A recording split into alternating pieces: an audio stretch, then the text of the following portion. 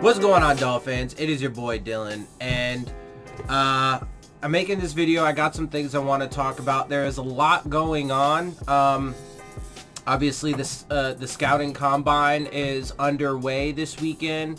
Obviously, you know, there was some position groups that went yesterday and did drills and so on and so forth. They got some stuff going on today. It should wrap up, I think, tomorrow, I think, is the last day. But anyway, you know, that's going on. Obviously, the Dolphins are in town doing their stuff with, you know, players, having meetings, etc., etc. So there is stuff to talk about there. I do want to say, though, real quick, as you guys know, unfortunately, I don't really have the time and the resources, first and foremost, to watch college football and to do, you know, scouting on the hundreds and thousands of players that could potentially, you know, or that are potentially coming out in the draft, that could potentially go to the Dolphins, etc. And while there is a ton of information out of the scouting combine, it's all really fragmented, and so it's difficult for me to, you know, be able to put all that together and give you guys, you know, good analyses on the different players that are coming out. Hopefully one day I will be able to get more involved in that, and that is something for the future. So I'm gonna just kind of talk about some general things today. The first thing I do want to start with, though, is there's some more information on the CBA, so I want to start with that. There's an article on Bleacher Report. NFL's potential CBA has league stars at war with their teammates. But let's see what they have to say. The potential new collective bargaining agreement between NFL players and owners is complicated and thorny, but there are three bottom lines. It's likely going to pass once the players vote on it in the coming days. I don't know about that. I'm not personally that convinced, but we'll see. We'll see. There will be a 17-game season and an extended playoff field next year.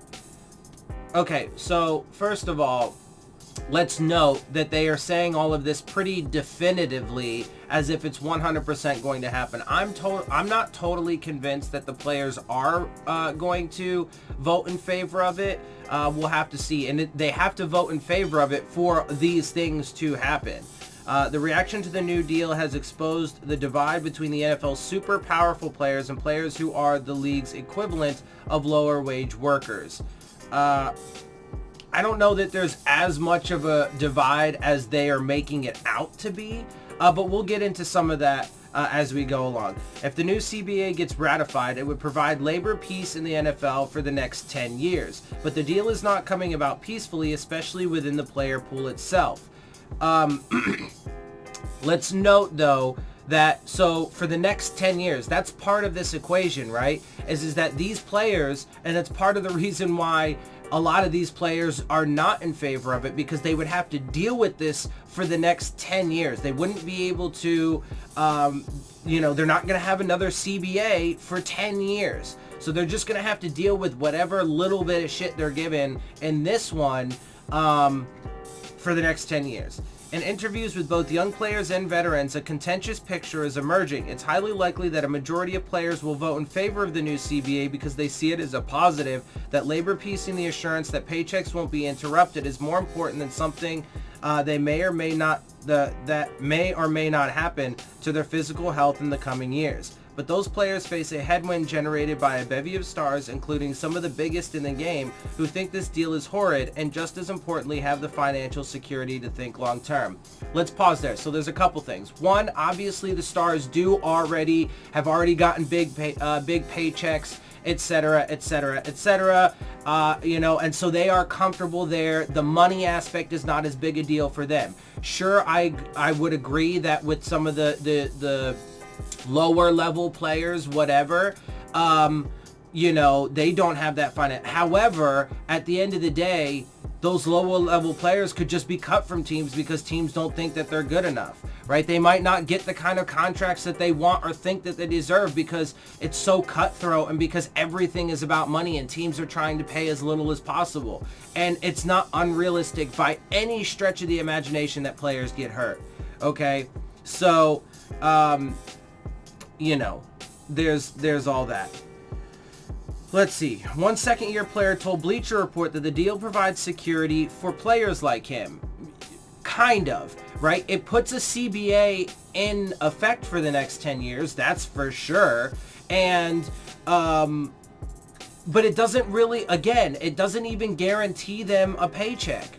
Not even close. They could be cut for whatever, injuries, whatever, all kinds of things. Lots of things that could happen. There's absolutely nothing that actually guarantees, from what I've seen, I could be wrong, now I haven't read every single word of the actual CBA, but from what I've seen, from the myriad of articles and stuff on it and all the data that I've gotten, it seems like it's super marginal in the concessions that they are being given, and it's, especially with an extra game tacked on and extended playoffs, meaning more teams are going to be playing for longer throughout the season, not just because there's an extra regular season game, but more teams are going to go into the playoffs, so they'll be playing extra games as well. So, but anyway, let's continue on. On the other hand, when asked why he was against it, right, so first and foremost, they in this article, they initially made it sound like he was for it by saying one second-year player told Bleacher Report that the deal provides security for players like him. But then he goes to say, on the other hand, when asked why he was against it, so it sounds like, now I don't know this player appears to be anonymous, whatever, but it sounds like the player was like, yeah, you know, it does seem to provide some kind of, like, you know, minor financial security, but on the other hand, I'm actually against it because of this. Now, again, I don't know, I'm just speculating, but this is what he said. When asked why he was against it, one of the game's biggest stars told Bleacher Report, health and safety. Game is dangerous enough without an extra game. Not enough concessions to make it worth it to us, in my opinion. Okay, so pause. That actually, I was mistaken. That actually seems to, those two quotes, or those two things seem to come from different players. So the first one was the second-year player. The second one was apparently from one of the game's, you know, big stars, whatever. The difference between some veteran and young players have been as stark and public as any that almost every player I've interviewed can remember. Steelers center Marquise Pouncey railed against it in a video he posted on Twitter. Yeah. Our NFLPA, the dudes at the top, they ain't looking out for the best of the players. If y'all want my vote, the Pouncey twins vote no. If any player on any of our teams, if y'all are hurting for rent money or anything while we're going through this lockout, call us. All the vets on each team, stand the fuck up and show these guys that we care about them. They're trying to sign a bullshit ass deal just so these motherfuckers can sit there and the president can smile and say they got something done. Others have also publicly objected, including J.J. Watt, Richard Sherman, Russell Wilson, Aaron Rodgers also vented behind closed doors, and he later posted his thoughts on Twitter. That's 4 future Hall of Famers right there, and those are only the ones who have gone public with their views. Their main objection comes down to the extra regular season game. A number of high-profile veterans think the NFL isn't compensating players enough for what they feel will subject their bodies to even more damage than they already face. Again, this player, the CBA doesn't really give them much of anything. It says, hey, we'll think about maybe stopping to harass you over marijuana. We're going to get rid of a preseason game, but we're going to add a fucking postseason game. The owners and the owners for sure, and the NFL for sure are going to make billions on this, right? And it is already a super dangerous game. Contracts are not guaranteed in the league, so there is no guarantee that any player, even star players, have job security, etc., etc. Overall, the CBA is drastically in favor of the corporation, NFL, and the owners, etc., the wealthy that own these teams, etc., etc. So, you know, I mean, and look, I get young players who are like, this is my dream, and, you know, even though I don't really make that much, etc., and there's so many risks that go along with this, and we won't be able to negotiate a new CBA for 10 years, blah, blah, blah. I get that they want to live their dream, and they're probably still making more right now than they did prior to, but it's not worth it in the long run because they will end up getting screwed over. Yes, it's true that these veterans have more financial security, but they've also had to deal with the league and the bullshit that they've been put through because of the league. The fact that they, you know, constantly change the game under their guise of player safety, but they don't actually do anything for player safety. They just constantly change it so that way they can increase their revenue and their sales for this, that, the other, tickets or jerseys or whatever it is, right?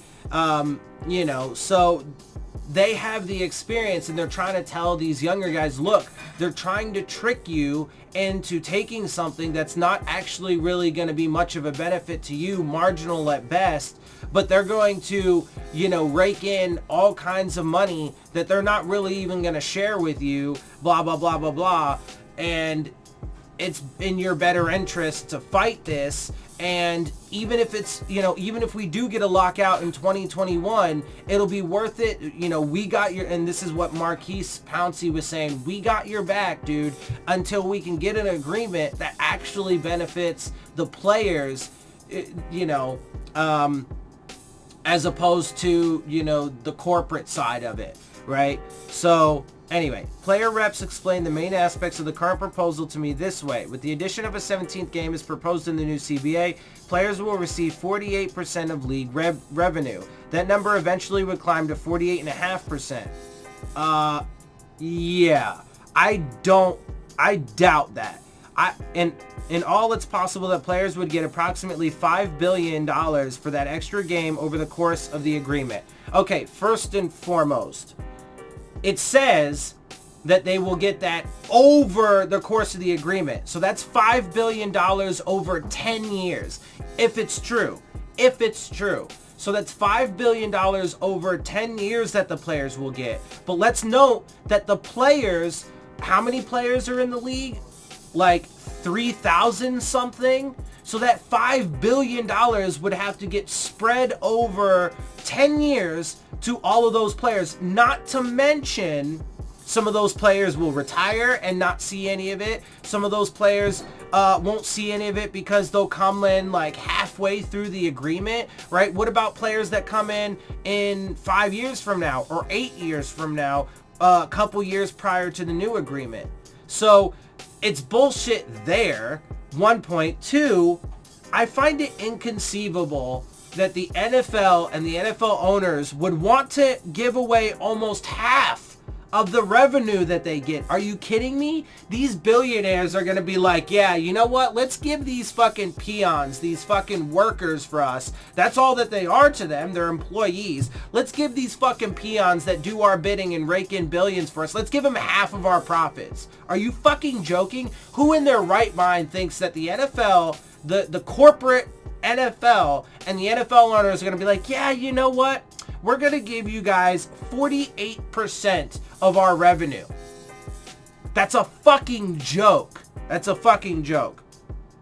I mean, just look at the rest of the world around us. Let's look at the rest of America. Not to get this political or anything, but does the average in your life as a worker for whatever company or whatever it is you do you feel like you're getting fucking half, 48% of the revenue from all of the major companies and corporations like BP and Shell, like Amazon, like the pharmaceutical companies? Are you the average person out there raking in fucking half of the amount that they bring in revenue? No. Why is that? Because they are greedy fucks. They are greedy assholes that don't give a shit about their employees, that don't pay them a living wage, that don't give them benefits, that don't give them paid time off, they don't give them maternity or paternity leave, right? They don't do any of those things because all they care about is their profits and raking in money to the detriment of the people who make it for them, i.e. their employees. That extra money is what's convinced so many players, especially young ones, that the deal is worth it. This view was crystallized in a tweet from Lions linebacker Devin Kennard. My vote was yes. But see, that's what I'm saying. So, look, there's probably, I'm not convinced that it's actually going to pass. We have to wait and see. But there will be, to be fair, there will be, I'm sure, tons of players. Now, it will also be important to see how it breaks down. right? Because if you see that the majority of yes votes come from younger players, that's pretty telling. That's pretty telling that it says, you know, they're just in the league. They maybe want to stay in the league and live their dream. Maybe they're making more now than they were before. Maybe they do have access to the best healthcare in the world because of being part of the NFL and they don't want to lose that. All of those things are reasonable. However, they probably don't know or don't understand that they are going to very much get fucked over by this in the long run, and that they will likely not even see, you know, large chunks or, you know, almost any of what they're promised, right? So with the marijuana thing, that's in there, but there's no guarantee that they're gonna fucking, you know, even live up to that. Right? And even in the wording, they're like, we're going to do less of it. We're not going to cut it out completely. We're just going to do less of it. Okay? Well, what the fuck does that mean? Right? So, you know, unfortunately for Devin Kennard, my guess is that he is, all he saw was, hey, he saw that line of, oh, they're going to, in all, it's possible that players... It's possible too, even in this framing, it's not a guarantee. It's possible that players would get approximately $5 billion for the extra game over the course of the agreement. So they'll possibly get approximately $5 billion over 10 years for one game, for adding one game. It's not worth it at all. But my guess is that he saw that and was like, oh man, all that money? Yeah, man, I want that. Even though he's more likely to actually get a better payday and see more of it once he ends his contract, his rookie contract, and gets a payday. Anyway, but so let's continue. There's more to the deal, but that extra game is where a lot of big name veterans feel the players are getting hosed. The extra money that could be generated isn't enough for the extra brutality their brains and bodies will endure. And again, there's no guarantee that they're going to even get it, because it's not like the NFL has been completely honest their entire time, right? Right? I mean, no, the NFL wouldn't do anything shady, right? No, they wouldn't promise something and not give it, right? They didn't hide CTE for years, right? Like, come on, man. Like, really? Anyway, one veteran said players would be fools for agreeing to this, and he's right, because all they care about on the corporate side, which is, you have two sides here. You have the NFL itself, the corporation, and the NFL owners on one side, and then you have the players on the other. Okay? And the one side, the corporate side, and the owners and the rich people, all they give a shit about is their money. But truth be told, there are a lot more rank and file types than stars, and along with the league's roster of young players, that should be enough to pass the new deal. There only needs to be a simple majority of the approximately 2,000 players for the new CBA to pass. The end result can make some locker rooms, well, interesting. So the way that they framed it there, right, let's see. But truth be told, there are a lot more rank and file types than stars. Now, hold on a second. The entirety of the player base, even players like Aaron Rodgers and Tom Brady, yes, they are fabulously wealthy, but they are still part of the rank and file because they are the employees. They don't actually have any say. Tom Brady, for as wealthy as he is, for as big a star as he is, he himself as one person has absolutely no say over this collective bargaining agreement. He has a vote and he will get to say one way or the other from his perspective, but he doesn't have sway over that. It's not like he's in the back room with these owners or whatever, blah, blah, blah. And he's not going to benefit anymore from it. Now, of course, from his perspective, he's already got plenty of money. I mean, his wife makes way more than he does, so he doesn't have to worry about the money and can only be focused on the health concerns. But I mean, it's ridiculous. It's ridiculous. And so, but look, like I said, I mean, it could end up passing. There is a possibility because, sure, I do think that there's a potential for enough young players to be fooled into thinking that they're going to get a benefit. I'd also be curious to see how they feel about it over the next few years once this stuff actually goes into effect and they realize that they're actually not getting what they've been promised. But I hope that these young players are smart enough to realize, or can be presented with, the details of it, and realize that in the long run. Now, again, a lot of this is from my perspective, right?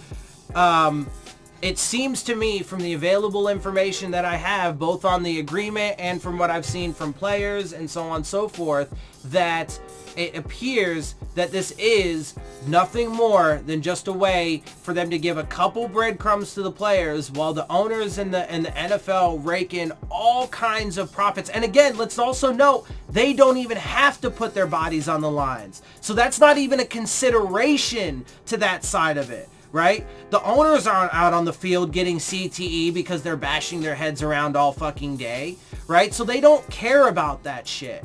All they care about is their profits. Anyway, let's continue on though. Let's get into this quarterback talk, because there's been a lot going on, especially with the combine. So let's get into this first article. Franchise quarterback or bust. How Dolphins will handle NFL draft smokescreens. This comes from Cameron Wolf.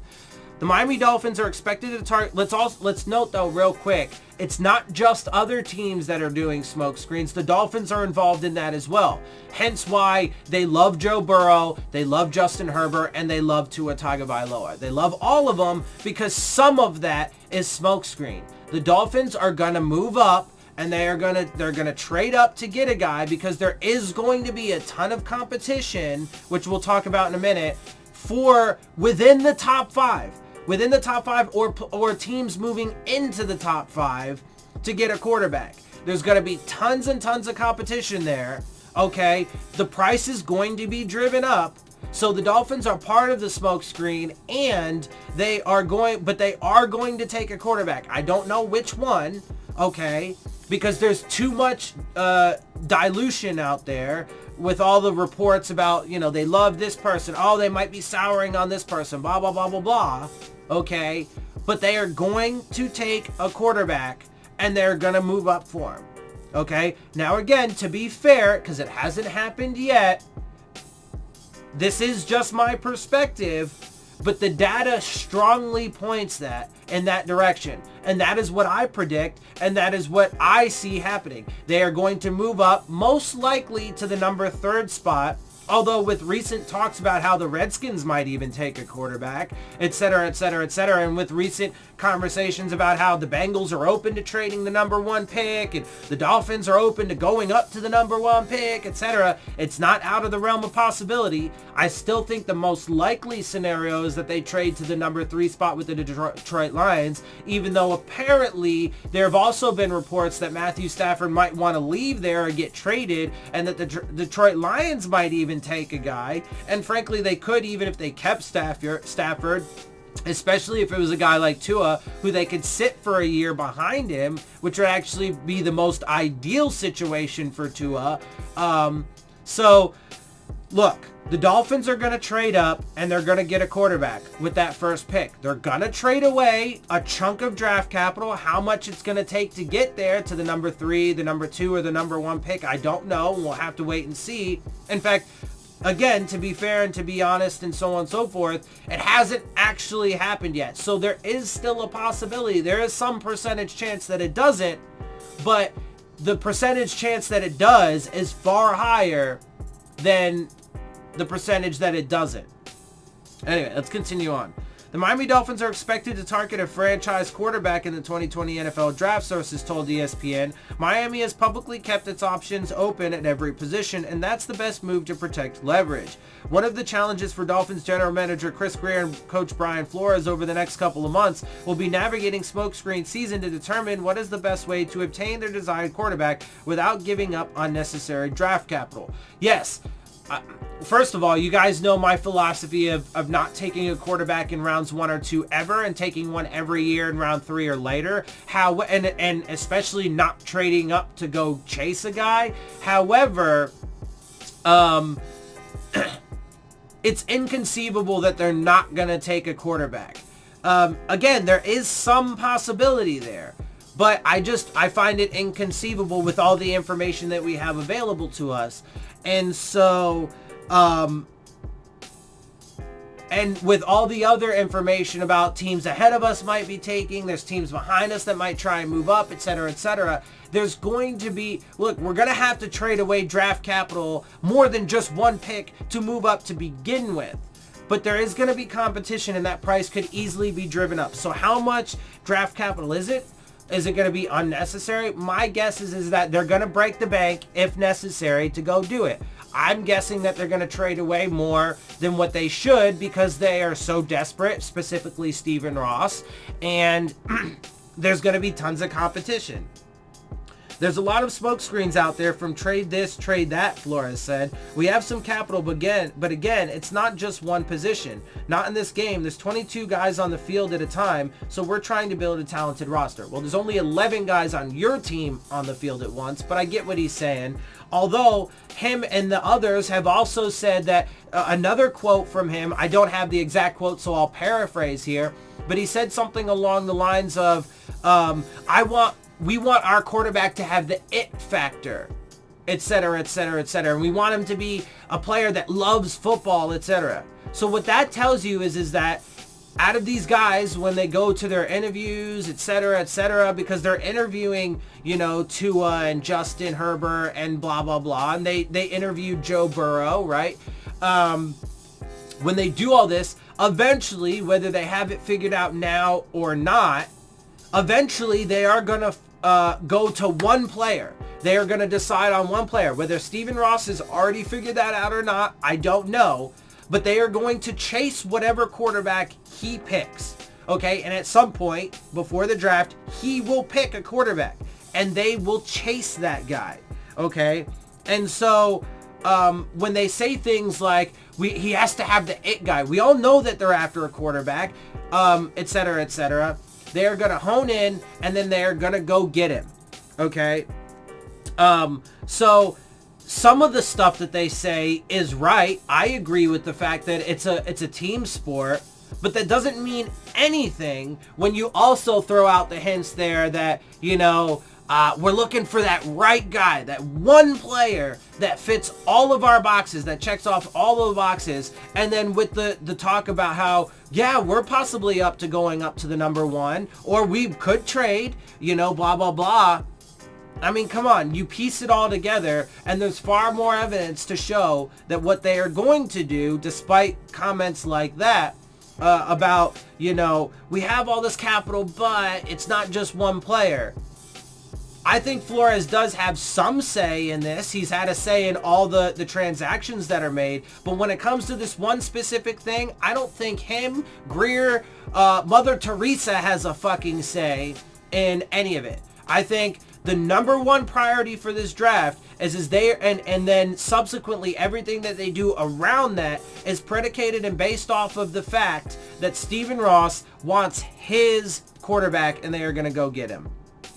The Dolphins, who have 3 first-round picks, 5, 18, and 26, should be considered the favorites to land Alabama quarterback Tua Tagovailoa. But if his medicals look good and early indications are positive there, other teams might make efforts to trade up ahead of Miami to get him. Therein lies the dilemma of navigating what's real, what's fake, determining whether a trade up for Miami is necessary to land Tagovailoa and what it would cost to do so. I can virtually guarantee that with the teams ahead of us that need quarterbacks or could potentially take quarterbacks, and the teams behind us that need or could potentially take quarterbacks and move up to get one, there's going to be a ton of competition for him. I find it hard to believe that the quarterback that Stephen Ross wants, whether it be Burrow, Herbert, or Tua, is gonna just fall to them at number 5. There's going to be way too much competition to get him. I think it's actually more likely that Chase Young falls to number 5 at this point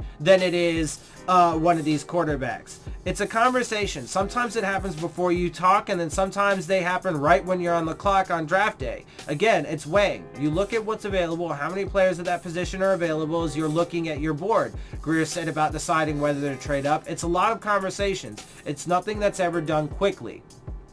And that may be true. And again, I've said in the past, they might not actually know until right up until that fucking minute when they're about to be on the clock, or when they're on the clock and have to put in their card. That's distinctly possible. They may not have made up their mind yet. And I do think that that's better than already having made up your mind before getting to talk to these guys, before getting to see the combine results, etc., etc. So that's good. But at the same time, the longer it goes and the closer it gets, the more the probability increases that they're going to end up trading up. And furthermore, the probability increases that they're going to have to give away more than the actual value for whatever pick that they're trading up to because of the level of competition. Welcome to smokescreen season. Let's take a look at every team that is slated to draft in the top 5, the trade down buzz around that team, Miami's potential interest in a trade up, and the smokescreen level for each team. For this exercise, we'll proceed as if Tagovailoa is Miami's preferred choice. Number 1, Bengals. The favorite, Joe Burrow, quarterback. The buzz. Burrow threw cold water on the speculation that he wouldn't play for the Cincinnati Bengals this week at the Combine. Miami's interest. Greer said the Dolphins haven't ruled out any trades yet and have enough capital to make any move, including a jump to the number 1. But the Dolphins also value their picks, and it might take both of their extra first-round picks to move up here. Plus, Cincinnati doesn't look willing to pass on a Ohio-born quarterback who could be a franchise changer.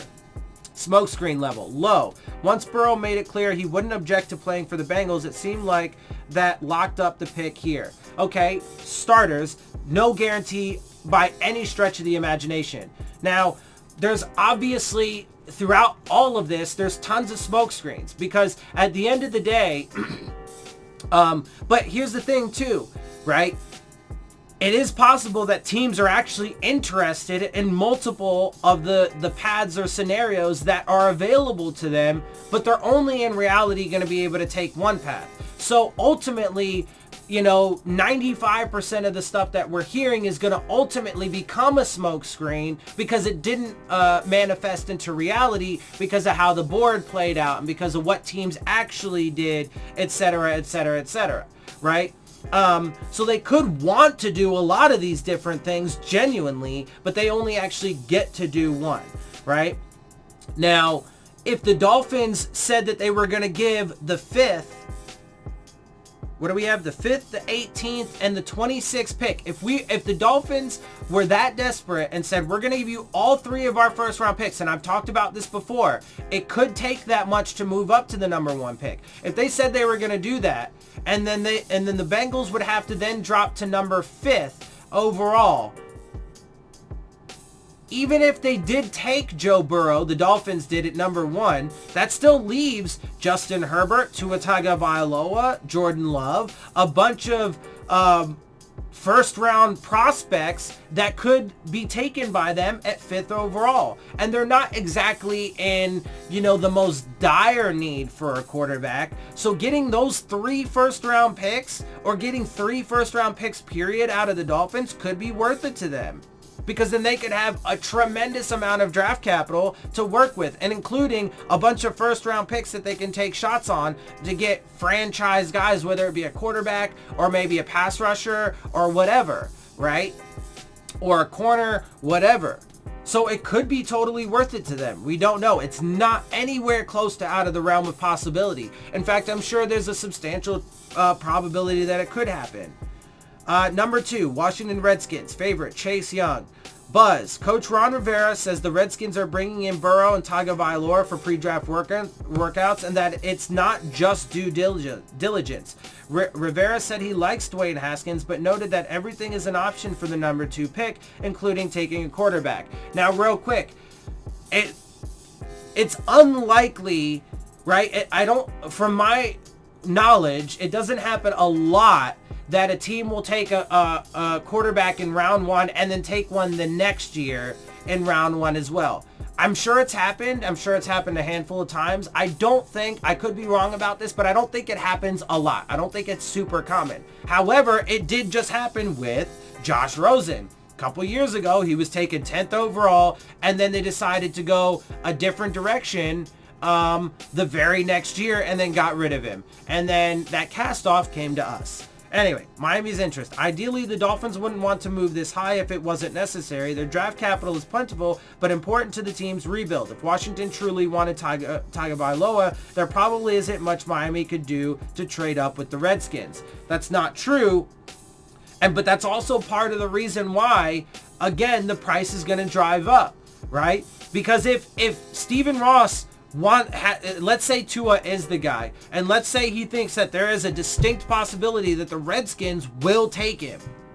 You don't think that Stephen Ross is going to be like, okay, get whatever they want. I don't care. Whatever they're asking, I don't care. Give it to them. We have this is exactly what we fucking, this was the whole point. This was the whole point. We tanked this season. We jettisoned all of our fucking, pretty much the entire roster. We hit the fucking reset button on everything last year. So that way, if we didn't suck so bad to get the number 1 pick and have our choice at everybody, we have the draft capital to move up to any place that we want. They could move up to any position. They could get that number 1 pick with ease. With ease. They have way more than enough draft capital to do so. Okay, so there is no such thing as there probably isn't much Miami could do to trade up with the Redskins. That's not rational. That's not a rational thought at all. They could do anything they wanted. The question is, will they? And do they feel like it's going to be that big of a threat to getting their franchise guy? But again, Stephen Ross, he might not have chosen yet out of those quarterbacks, but to him, he feels like, you know what, I'm still at the number 1 pick right now. I still have the number 1 pick, even though I technically pick 5th. Because if I want to go to the number 1 pick, because I feel like the quarterback that I want is going to be gone at the number 1 pick, maybe it's Joe Burrow or whatever, then, or maybe he feels like Joe Burrow's going to go number 1 and the Redskins are going to go number 2. But maybe the Redskins do refuse, but the Bengals accept their offer, right? There's so many things that could happen, and there's far more scenarios that play out where the Dolphins trade up. Far more scenarios than they stay put or trade down. Trade down is the least likely scenario, the least probable scenario to come out of this whole thing. There is still a chance that they could, and there's a slightly bigger chance that they could just stay pat and pick where they're at. But I think to me, and when you look at the varying different scenarios, now I'm not a computer, I can't calculate, to a statistical, decimal point, whatever, exactly where the percentages are. But my guess, from my perspective, when you look at all this, the percentages for moving up are far greater. And there are so many more scenarios in which that would happen. Anyway, smokescreen radar, sky high. I mean, it's just, yeah, okay. It would be one of the biggest shocks in recent draft memory if Washington passed on Young to take Tagovailoa after seeing just 7 starts of Haskins. I do agree with that, though. I don't think it's particularly likely, but it's still, for those factors, but it's still certainly possible. This feels like the perfect example of smokescreen season. Washington seems likely to take Young and more likely to trade down than take Tua. We'll see. Number 3, the Lions. The favorite. Best available defensive player. Okudah, Derek Brown, Isaiah Simmons, or trade down. The buzz. Multiple league sources believe the Lions aren't a serious contender to draft Tagovailoa, despite being called co-favorites to land him by odds makers. Lions general manager Bob Quinn said he's open to any trades for the number 3 pick, and the Lions appear set to hold an auction for the right to take the left-handed signal caller. Miami's interest. This feels like the most likely trade-up position for Tagovailoa. Many people in league circles believe the draft will officially start at pick number 3, with Burrow and Young projected to fill the top 2 spots. If the Dolphins really want Tagovailoa, they might have to go get him here. Compensation would be the number 26 pick or multiple second-round picks along with the 5th pick. Smokescreen radar, medium. The Lions taking Tagovailoa definitely feels like smoke. There appears to be a win now edict from Coach Matt Patricia and the Lions front office, and it's not financially conducive for them to move on from Matthew Stafford this year. That doesn't sound like a team in the Tua market. The Lions apparent willingness to trade down feels real. But either way, either of those scenarios, it still increases the probability, because let's look, if they are serious about taking Tua, then that increases the chance that the Dolphins might go trade up to the number 2 or the number 1 spot. If they're not, then that increases the chance that they'll trade up to the number 3 spot to get him, right? That's why I say there's so many more scenarios in which the Dolphins trade up. Number 4, Giants, the favorite, best offensive tackle available, or Isaiah Simmons. Buzz, Giants general manager Dave Gettleman said he's open for business in regard to the number 4th pick. It's a new regime under coach Joe Judge, which leaves the Giants more unpredictable than in previous years. One source said trading back makes sense for the Giants, but wondered whether Gettleman would actually do it. Miami's take it. Tagovailoa is available at number 4. The Dolphins might be tempted to stay put and let him fall to number 5. The Giants aren't likely to draft a quarterback, so the dangers would be other teams such as the Los Angeles Chargers or Carolina Panthers trading up. That's where the Dolphins' skills to discern smokescreen versus real interest will come in handy. Except the way he plays it or phrases it there is as if they've been good at that. But they've actually been pretty terrible at that, particularly under the leadership and guidance of Stephen Ross. Most notably, or in large part, because he just doesn't know when the fuck to stay out or when to get involved. And when he does get involved, it's always a terrible decision. Smokescreen radar. Like, for example, right? We don't know yet, but my guess is he's going to be heavily involved. He's going to dictate to them to take a quarterback at all means, and that could potentially play out to be an extreme disaster. But in the past, he has also been heavily involved, most notably during the Joe Philbin era, and that hasn't particularly worked out, but certainly over his entire tenure, and it hasn't worked out. We've gone from a winning team to be perpetually mediocre and now just trash. So again, under his guidance, it hasn't been all that great. So, okay. Smokescreen radar, medium. Gettleman has never traded down in the first round during his career as a general manager, so there's reason for skepticism, but moving down one spot would allow the Giants to still be in play for a top-tier offensive tackle or a dynamic chess piece such as Simmons. The real smokescreen radar would come in determining whether other teams are trying to jump them. The others, Chargers at 6, Panthers at 7, Jags at 9, and Colts at 13. All of these teams in the top 13 could be in the market to draft a first-round quarterback. Oregon's Justin Herbert or Utah State's Jordan Love could find a home here, but if any team falls in love with Tagovailoa, they could attempt to leapfrog Miami to nab him. And just the existence of those possibilities drives up the price and increases the smoke screens and increases the probability that the Dolphins, specifically Stephen Ross, feels pressured to move up. There has been increased talk at the Combine surrounding Carolina making a move for a quarterback. The Panthers, along with the Chargers, seem to be the biggest threats. If the Dolphins are all in on Tagovailoa, Miami might have to play offense and defense while navigating the smoke screens leading up to the draft. I mean, that's a little bit of a ridiculous statement. They have to play offense and defense regardless because of the nature of this whole thing up until that point. The question is are they ultimately going to go with offense or defense, right? Because they're going to have to choose one of those paths ultimately. Offense is they trade up to get him, or defense is they trade down or stay where they are, right? So anyway, let's continue on because there is a bit more. So to continue on with this, let's go with another Bleacher Report. Skins quarterback interest very real. Drafting a quarterback number 2, very real possibility amid Tua buzz. The Washington Redskins selected quarterback Dwayne Haskins with the 15th overall pick in 2019, but it's reportedly still a very real possibility they take another quarterback at number 2 in the 2020 NFL Draft. Now again, it's not I'm not 100% sure, but from my perspective and what I know, it doesn't happen a lot, but it does happen, and that is a possibility. I think it happens a handful of times. I think it does happen, but not like super common, right? But it did happen recently to Josh Rosen, and he was the 10th overall pick. Haskins was the 15th. So it's less. I mean, it's still a pretty big loss if you make that decision, and says a lot about the guy, but it's 5 picks lower than what Josh Rosen was taken. Josh was the 10th. Haskins is the 15th overall pick. So it's not out of the realm of possibility at all.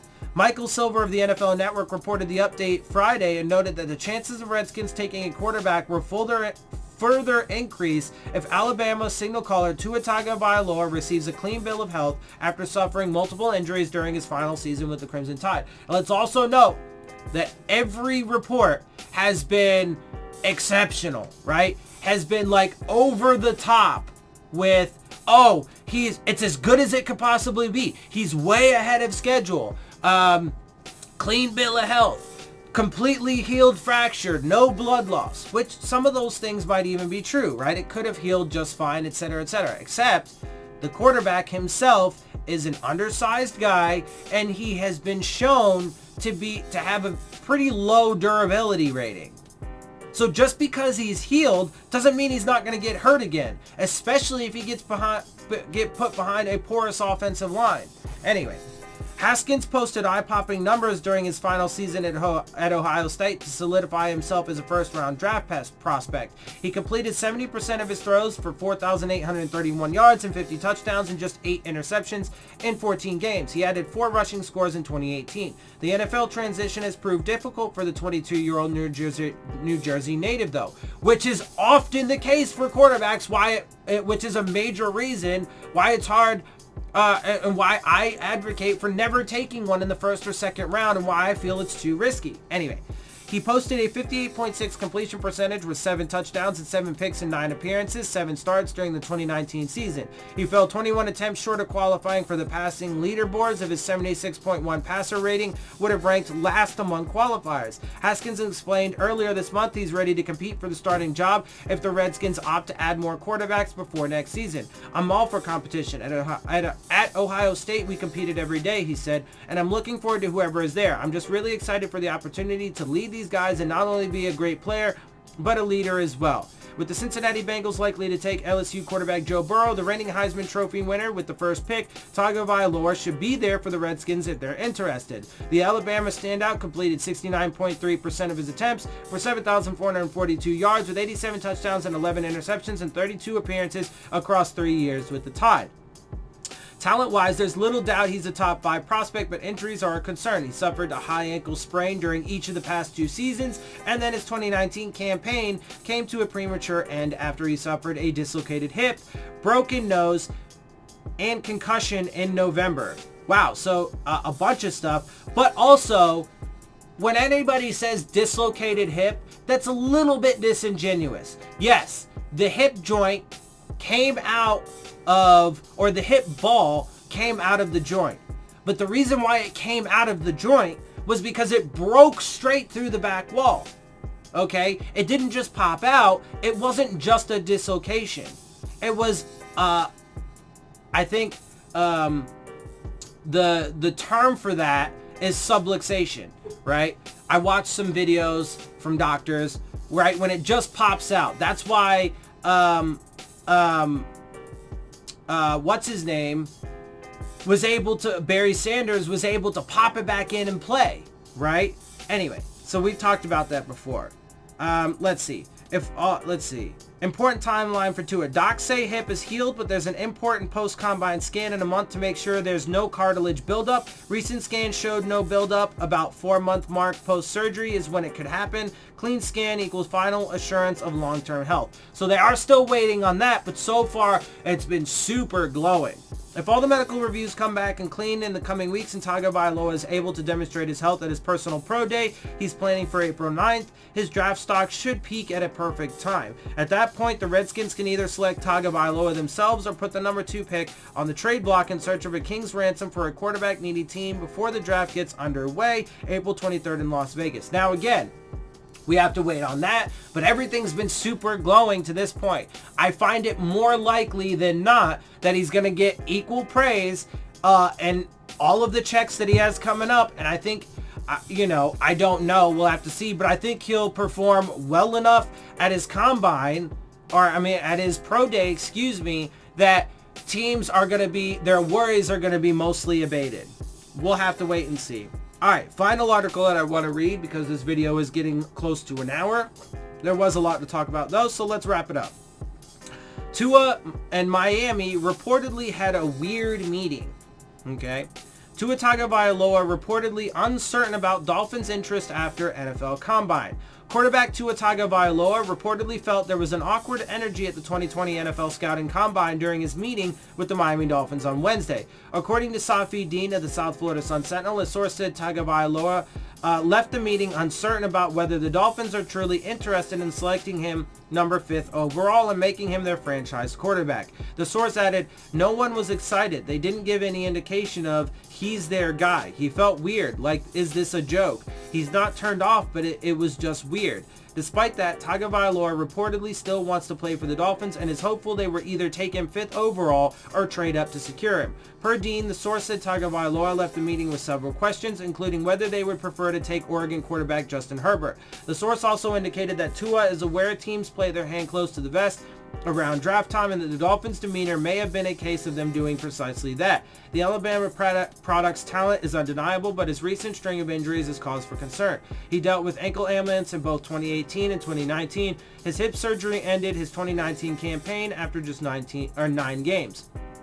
While speaking to reporters at the Combine, however, Tagovailoa said he expects to receive full medical clearance on March 9th and hopes to throw for teams at his own personal pro day on April 9th. So, there's 2 markers to note there. March 9th, which is only about a week away, a week and a half away, okay? If he gets full clearance and there's glowing praises there too, then again, the competition to land him or other quarterbacks increases, the probability that the Dolphins trade up increases, the probability that they trade away even more draft capital because of the competition increases, etc., etc., etc. And then after April 9th, after his pro day, if there's no setbacks between now and then, and I think it's honestly pretty unlikely that there are any, like, you know, visual setbacks or whatever, or medical setbacks, whatever, I think that, anyway, you guys know what I think. Tagovailoa is 2 seasons removed from finishing up as the runner-up for the Heisman Trophy as he completed 69% of his passes for 3,966 yards, 43 touchdowns, and 6 interceptions in 2018. The Hawaii native was a likely finalist in 2019 before the injury as he completed 71.4% of his attempts for 2,840 yards, 33 touchdowns, and 3 picks. Reigning Heisman Trophy winner Joe Burrow is expected to go number 1 overall to the quarterback-needy Cincinnati Bengals, and Tagovailoa could be the next signal caller off the board, although Herbert and Utah State's Jordan Love made strong cases for themselves at the Combine. Miami has the most obvious need at quarterback aside from the Bengals among teams picking in the top 5, but there has been talk of the Detroit Lions moving on from veteran Matthew Stafford so they could go for Tua at number 3. Also, teams like the Los Angeles Chargers, Carolina Panthers, Jacksonville Jaguars, Las Vegas Raiders, Indianapolis Colts, and Tampa Bay Buccaneers can make a play for Tagovailoa by trading ahead of the Dolphins. The Dolphins aren't tipping their hand when it comes to which quarterback they have interest in, but with incumbent starter Ryan Fitzpatrick being 37 years of age and 2018 first-rounder Josh Rosen looking like a bust, one can only assume they will attempt to address the position on draft night. So, there you have it. Again, as usual, tons of rumors, tons of speculation, tons of smoke screens, all that and whatnot. Now, to wrap it up, and as I've been saying this entire time, I'll just reiterate one more time. The probability is far higher that the Dolphins are going to end up trading up to go get a guy, whoever that is, right? Now, it might be Tua, it might be Herbert, it might be Burrow, we don't know. The one thing that I can say with any degree of certainty, now of course I could be wrong about this, and there's no guarantee to this whatsoever, but what I feel from my perspective and the information that I have is that the Dolphins are going to take a quarterback in the first round. They're going to take one high. They are going to trade up to get a guy, and it's going to be whoever Stephen Ross wants. Whoever he says, either now or on draft day. I likely think it'll probably be at least after April 9th, after Tua does his pro day. I think, he'll probably wait to make his decision until then, if he hasn't already. But whoever it is that Stephen Ross wants, they are going to get. Whichever quarterback Stephen Ross makes his mind up on, whether it's Tua, Herbert, or Burrow, they will get that quarterback, because they will ensure they get him by trading up and giving away a king's ransom, because we are the kings right now, as everybody says, the kings of the draft. We held all of the draft in our hands because we have the most ability to do whatever we want, right? So my prediction is the Dolphins are going to give away that king's ransom to trade up to at least the number 3 spot, if not the number 2 or the number 1 spot, to pick whatever quarterback it is that Stephen Ross covets and falls in love with. So again, I mean, it's the off season. Really, all we really have up until it happens is this speculation. So we have to wait and see. That's my prediction. That's what I think. Obviously, let me know what you guys think and how you feel about it, how you feel about the different scenarios. What if they do this? What if they trade up to the number 1 spot and take Burrow? What if they trade up to the number 2 spot to take Tua? What if they trade up to the number 3 spot to take Tua? What if they trade up to one of those spots and take Herbert? What if they stay put? What if they trade down? Let me know what you guys think. You guys already have. Some of you think they should trade down. I think that would be the smarter thing to do. But we'll see. We'll have to wait and see how it plays out. Anyway, but it is fast approaching. February is almost over. March is on the horizon, and that means free agency is going to be coming up super quick. That's going to be super telling though too. Once free agency starts, we'll be able to see what they do. If they do sign a couple guys on the offensive line, veteran free agents, especially if they are big name free agents like, a Jack Conklin or something like that, right? And, whatever, if they do those big name free agent signings on the offensive line, that'll be pretty telling. That will lend even more credence to the idea that they will be trading up to go get that guy that they really want, because they're going to think that and maybe they'll be right. We'll have to wait and see, but they're going to think that being big spenders in free agency to patch up the offensive line through free agency is going to be the way to do it. And they're going to think that they're good and they don't really need to address that in the draft. And that'll give them even more leeway to be able to trade away that draft capital, because they don't need to take those guys. They can go trade it away to get their quarterback.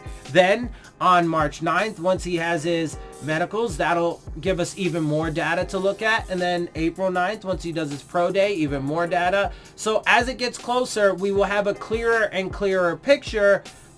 But up until anything happens, we won't know for sure. So there is still a lot of wait and see, a lot of speculation, and we will continue to do that until that day comes. And of course, I will be here on draft day. I will be watching the draft, and I will be doing a live stream during it so we can see live what it is that the Dolphins decide to do. Obviously, I will be making videos for you on all of the moves that they make throughout free agency, and I will keep you abreast of all important and relevant information regarding the Dolphins going into next year.